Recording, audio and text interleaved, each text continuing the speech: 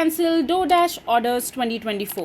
Hello everyone, welcome back to our channel, and in this video I'm going to show you how you will be able to cancel your DoorDash order in 2024. So first of all, just simply open your DoorDash account, and after that just log into your account using your credentials as a customer or someone who wants to buy food items from DoorDash. And once you have logged into your account, in order to cancel your live order, you have to fulfill certain requirement. For example, you have to have ordered into the added list. That order has to be in transaction in order for you to cancel it. And in the first step, all you have to do is just locate the issue and order tab in the top right hand side corner of your mobile screen or your tab screen, and after that just select the cancel order tab from there to see the support contact number. If you are out of an item, you may go through the marked item as out of stock or flow, and you can visit the merchant help community article for that. And after that just simply click on the cancel order section, and you will be able to get the phone number for the DoorDash help center in order for you to cancel your live order. So for example, the number you will get will be specifically located for your particular region and country from where you are making the order in your DoorDash account.